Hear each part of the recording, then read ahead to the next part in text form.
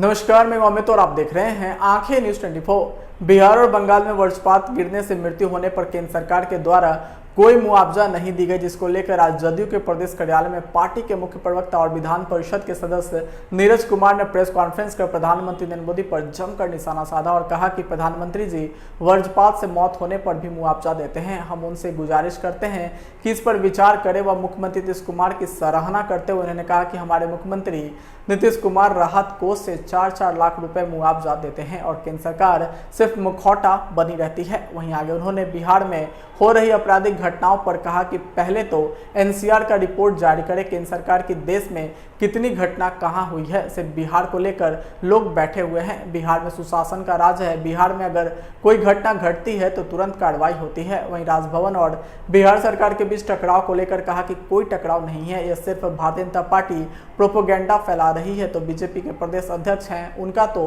फर्जी डिग्री है, वो क्या शिक्षा विभाग पर सवाल खड़ा करेंगे। आइए आपको सुनवाते हैं और क्या कुछ कह रहे हैं नीरज कुमार। हम आदरणीय प्रधानमंत्री जी और भारतीय जनता पार्टी से यह जानना चाहते हैं कि अगर बिहार और बंगाल में बिजली गिरने से इतनी मौतें हो रही है तो आखिर वज्रपात को आपदा में क्यों नहीं शामिल किया गया। इसका जवाब केंद्र सरकार को देना चाहिए और नहीं तो यह बताइए कि सावन महीना में महामृत्युंजय का जाप हो रहा है तो यह आध्यात्मिक पाप कर रहे हैं आप। केदारनाथ के गुफा में जाते हैं आप, धर्म के बड़े ठेकेदार हैं और भगवान भरोसे आपने वज्रपात से मरने वाले लोगों को छोड़ दिया। लोक कल्याणकारी राज्य में क्या आपकी जिम्मेवारी नहीं है? इसलिए हम भारतीय जनता पार्टी से यह जानना चाहते हैं कि आखिर आप सूची में इसलिए शामिल नहीं करते हैं कि आपको पैसा देना पड़ेगा। है यह केंद्र की सरकार कि दैवीय आपदा मानता है इसको, तब महामृत्युंजय का जाप कराओगे नहीं, धार्मिक अनुष्ठान कराओगे नहीं, और बिहार और बंगाल में सर्वाधिक मौतें हो रही हैं। जो गरीब लोग हैं उनकी मौत हो रही है। चूंकि ये गरीब विरोधी सरकार है, केंद्र सरकार को पैसा देना पड़ेगा, इसलिए वज्र और जबकि प्राकृतिक आपदा में सर्वाधिक मौतें हो रही है वज्रपात से, और वज्रपात को ही आपदा की सूची में शामिल नहीं किया। वज्रपात से मरने वाले जो लोग की मौत होती है, अगर भारतीय जनता पार्टी संवेदनशील है, अगर भारतीय जनता पार्टी यह समझती है कि गरीब, पिछड़े, चरवाहा समाज के लोग, किसान, भूमिहीन, अगर वो गरीब हैं, उनकी मौत पर अगर आपकी संवेदना नहीं जागती है तो क्या इसके चलते हुआ आपदा के सूची में नहीं शामिल है? नहीं तो भारतीय जनता पार्टी बताए इसका आध्यात्मिक उपाय क्या है हिंदू धर्म में। कि एनसीआरबी का रिपोर्ट क्यों नहीं जारी कर रहे हैं? कोरोना हो गया है, क्यों नहीं जारी हो रहा है? रिपोर्ट लेट हो रहा है जारी होने में। ये तो ऐसी सरकार है केंद्र में बैठी हुई जिसकी विहित जिम्मेवारी है एनसीआरबी की रिपोर्ट जारी करना, वह भी जारी नहीं करता। इसे उन्माद फैलाने का उन पर भी आरोप है, उन पर भी है। उनके एफिडेविट को जरा ठीक से कहीं आप पढ़ लीजिएगा अपने एफिडेविट को।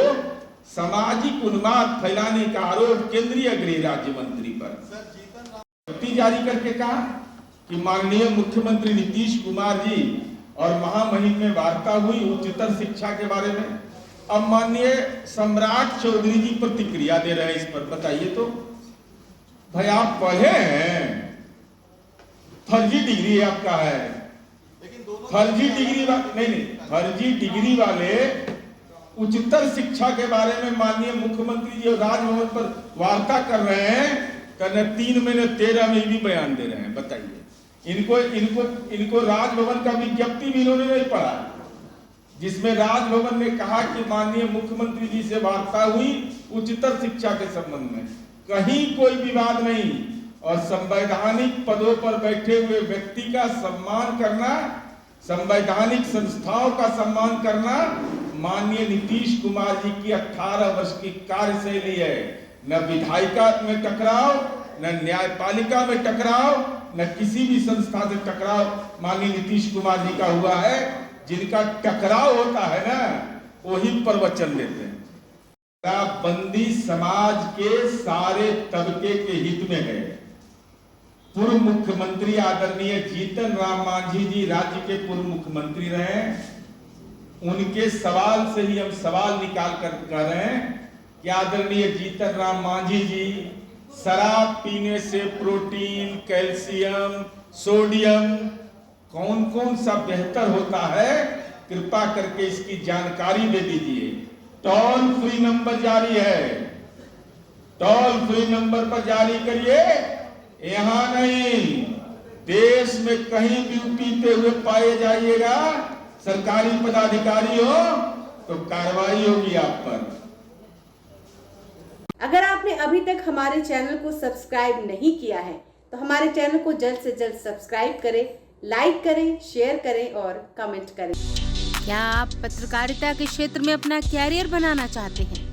तो आज ही royal Ashoka institute of mass communication and journalism में अपनी जगह सुनिश्चित करें। आर्यभट्ट ज्ञान विश्वविद्यालय पटना से मान्यता प्राप्त 100% प्लेसमेंट के साथ royal Ashoka institute of mass communication and journalism नामांकन जारी है। हमारा पता है DS/16 गायत्री मंदिर के समीप, कंकड़ बाग, पटना 8,20,000। आप हमें संपर्क भी कर सकते हैं। हमारा मोबाइल नंबर है 9955456126।